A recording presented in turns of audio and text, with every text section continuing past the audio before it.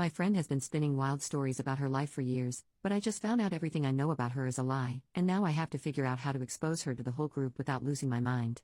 This all came to light after I, 24 female, tried to do something nice for my friend who I'll call Jessie, 21 female. Just for clarification, the other names that will be used are B, my best friend, Sharon, my best friend's little sister, and Jack, a mutual friend. This post is going to be long, but you need all the information. I don't even know how to put it into words. Important backstory: I met Jessie through B and Sharon. Jessie was Sharon's high school best friend, and because B and I lived together, we would all hang out as a group. Jessie seemed to take a liking to hanging out with B and I about 2 years ago, and started hanging around us more. She quickly became one of our very close friends. B and Sharon's father passed away from brain cancer in September of 2022, so less than a year ago. He was also like a father to me, because I have had no father figure for the past 12 years of my life. Jessie has a childhood history of lying, which we attributed to her being the youngest sister and the fact that she didn't have many friends growing up. Anyway, I have a large friend group, maybe 8 to 10 people, outside of B and Jessie. After he passed, I ended up introducing both B and Jessie to this friend group, as Sharon got a boyfriend, and started to spend most of her time with him. Jessie latched onto the group and got comfortable enough to hang out with them without me around. I was glad to see this, and I involved her in almost every aspect of my life because my friend group is truly like my family. She uses B and I's car frequently as she doesn't have her own. B got her a job at the restaurant she worked at, etc. We buy food at our apartment we know she likes, she eats dinner that I cook, drinks our alcohol, etc. She has never offered to pay us back or contribute to the food and alcohol consumption or anything else really, but we kinda just chalked it up as her just being forgetful. Shortly after I introduced her to the group, she confided in everyone that her mom may have lung cancer. We all were there for her and supported her while she was waiting for the test results. When they came back positive, we all offered to cook meals and send cards and letters, but Jessie declined, stating that none of that was necessary. It was caught early and she just needed to have it removed. We never heard anything else about it, other than her mom was doing fine. A few months later, she started casually seeing a member of the friend group named Jack. He lives about an hour away from us, but visits the group when he can. I had also been seeing someone who I'll call Peter. Jessie said that she and Jack had gotten really close, that they were possibly talking about dating, but that they were probably going to hold off because of the distance. Jessie said she introduced Jack to her horse, that he would come stay at her parents' house, etc. During this time, she also got a new job as an engineer at a very prestigious company that was out of the area. She quit working for B's job, serving or hosting. It started as an internship, but transitioned into more. She said that it was a mostly work-from-home position, and that it paid incredibly well, even saying she had one of our friends look over. When my birthday came around in June, we planned a big party in our friend group because 2 of our other friends have birthdays around the same time. It was a costume party, yes, in June, where you show up as either a hero or a villain. About 2 hours before the party was supposed to start, Jessie texted me saying her mother had tried to off herself and was in the hospital, but that Jessie was still going to try and come to the party, just without a costume. I was very understanding. When she arrived, she took me and some of my other close friends into a private room away from the party and explained in detail what happened, that she was the one who found her mom, she had to call 911, it was very traumatic, etc. Everyone still had fun, but it took a lot of joy away from the party. At the time, I was trying not to be upset or selfish because I knew that her mom was important to her and that all of our friends were here, so she didn't really have anywhere else to go. Right after my birthday, I found out that Peter was manipulating me and everyone else in my friend group into thinking he wanted a relationship with me, told me he wanted me to move cross-country with him, etc., only to find out that that was all a lie and he was using me for emotional intimacy. While I was going through this, Jessie was saying that Jack was doing the exact same thing to her. We sat on the couch and grieved together. I was sad for her. She dragged his name through the mud in our friend group, but continued to say she was seeing him casually or just for love-making now without any emotional involvement.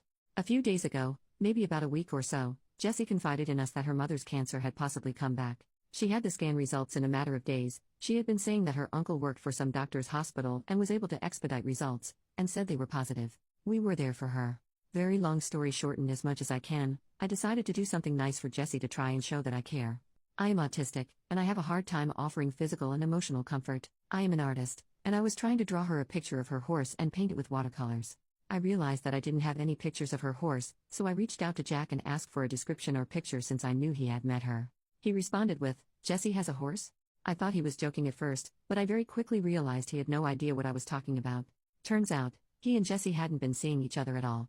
They had slept together a few times in April, but had cut it off after that.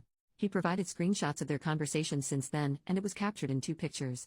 He also provided time-stamped photos of him literally out of state when she said that they supposedly were together. This started an entire spiral of realizing that nothing she had ever said actually made sense.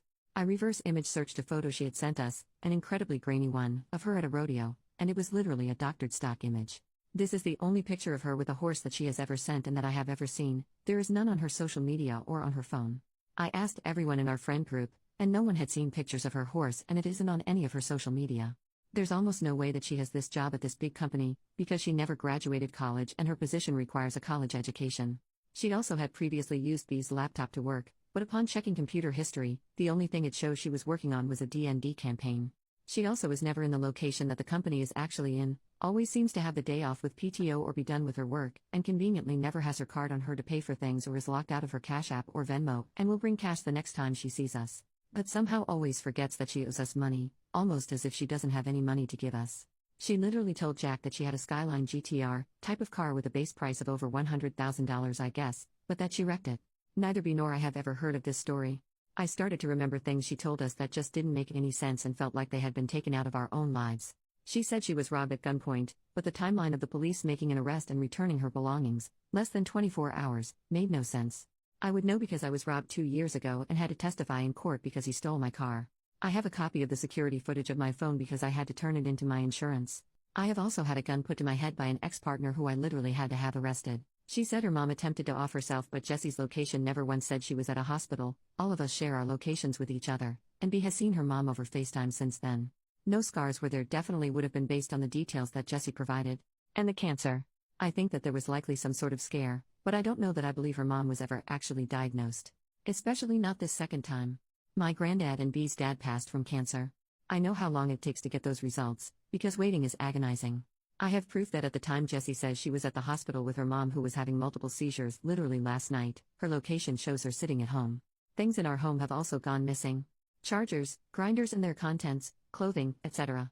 Jessie is always the first to blame other people that have been in our home, but she literally has access to our apartment at all times. She has been there before when we aren't home. What if she's been having people over and claiming it's her apartment? Stuff has been moved and things have gone missing. I literally don't know what to do or how to process any of this. I did some sleuthing and messaged her sisters on Instagram asking for a photo of Jessie's horse and offering my support with their mother's diagnosis. I'm anxiously awaiting a response. In the meantime, B and I have to see her tonight and put on the performance of a lifetime.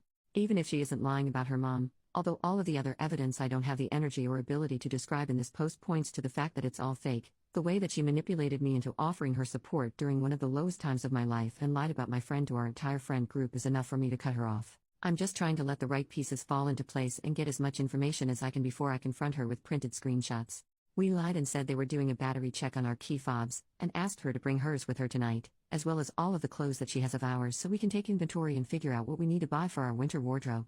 She will not be getting the fob back or be borrowing any clothes. She will absolutely not be coming back with us to our apartment to stay and won't be left alone with any of our belongings. What the hell do I do? How do I tell the rest of the shared friend group that she's been lying the whole time? I don't understand why she would lie about any of this or the other things she's just invented. Is this some sort of mental illness that can be treated? Please help. Any thoughts or advice are helpful. Edit to add some examples of some other possible, likely, lies. 1. She is a licensed mechanic. She wasn't able to help me with an oil change because she didn't know how, which I thought was suspicious. 2. She got kicked out of a Zach Bryan concert because the girl in front of her was making fun of her Doc Martens and she fought her. She drove my car to the concert, returned it with an empty tank and did not offer to put gas into it, but she never posted any pictures of the concert or the event and she always does this. 3. Her dad was abusive, said this after she found out that my dad assaulted me. 4. Her ex was abusive, said this after she found out that I survived 2 DV relationships.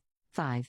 She had a large SLUT tattoo removed from her abdomen and they used a special cream to make sure it didn't scar. To my knowledge there is no such thing and no evidence or picture of said tattoo. 6. Jack gave her a Patagonia jacket to keep and remember him by while he wasn't with her because it didn't fit him right. He denied this and says that he accidentally left it in her car when she gave him a ride to a bar and used to wear it every day for work. 7. She had an abortion at 6 to 7 months, said this after she found out about my abortion due to the DV situation I was in, claimed it was for the same reason. 8. Said she vacuumed B's floor after staying in our house for 5 days. She has psoriasis and sheds all over the house. The vacuum was in the exact same spot that it was when I had last used it the day prior in the living room, and when B swept the floor, it wasn't clean at all. There were flakes literally everywhere. There are so many more, but I am already blown away by this.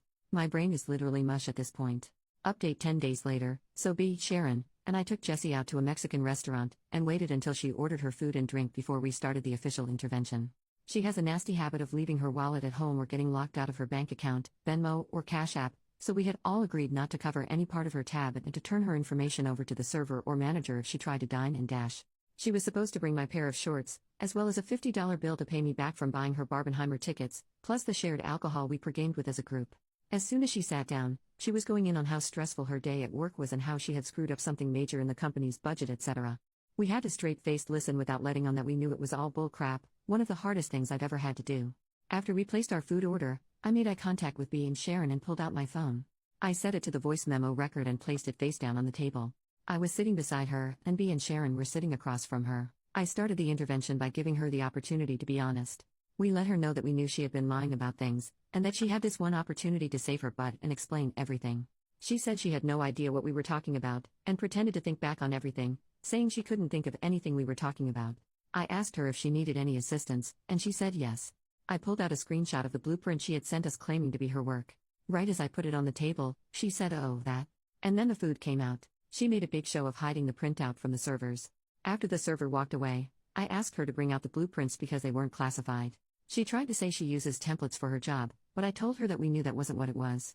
She then said, "Okay, so these are from NASA," and I immediately cut her off and said, "Try again." And it just went to crap from there. She just tried to double down the entire time, and Sharon, B, or I would have to stop her and sat him, "No, that's not true," or almost there. We were in the restaurant for 3 hours, recording for 2 of the 3. I'll give you some of the highlights. 1. Tried to say that her location showed she was home every time she said she was at the hospital with her mom because she could switch whose location her Apple account showed her Find My Friends. I asked her to show me how to do it, and she couldn't. 2. Tried to say that her family had to sell the farm for cancer treatments, but that it wasn't as big as she had said it was. I asked for pictures or an address to the farm, and she couldn't provide this. Eventually tried to say that her family sold the farm a year ago, but couldn't provide any information. 3. Tried to say that she did actually work for this big company, but that she was just a paid intern. When I showed her the job listing from the company website, proving it was 100% on-site, and that she didn't have the required experience, she had nothing to say. 4. Her mom never tried to hurt herself, she was just really sad. 5. Finally came clean and said she was using drugs again, meaning every time she was driving B or I's car for a work meeting or business trip, she was just buying substances. This explains some of the lies, as she was using them for a cover, but there were just other things she lied about for literally no reason. This also explains the missing cash, clothes, and items around our apartment. If she didn't have a job, she was likely selling or trading our stuff. While this is very sad, my sister and ex-partner were both addicted to several substances. It's not an excuse for her behavior or manipulation. After a while, she came through about some stuff, but not everything. We plan to talk to her family this weekend about our concerns for her mental health and substances use. She tried to say she had already told them about everything. But who would let their 21-year-old daughter take their car 20 minutes away to go get margaritas with her friends after coming clean to them about addiction and manipulation? I really think Jessie thinks we're stupid. When we got the bills for our dinners, her meal and drink was $16 and she only brought $18 in ones, meaning she tipped freaking $2.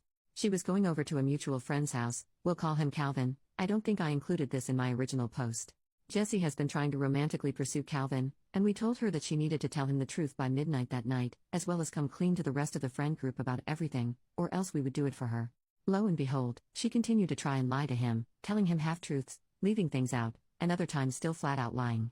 I don't know why she didn't think we would follow up with him, but he was able to provide little to no detail matching what we had on recording. He was very angry and wrote her off completely. She also never came clean to anyone else in our friend group, so as promised, I typed out a message and sent it to a group chat that included her, as well as offered to provide screenshots and the voice memo. She is still trying to lie and manipulate the situation so that we look like the bad guys to people she thinks we haven't told yet. She still hasn't sent me my $50, but she has a shift at the restaurant coming up, and I'll be stopping by to ask for it in person. I've been sending her daily reminder texts and have received no response. Sorry for the long update. It has truly been a wild, wild week.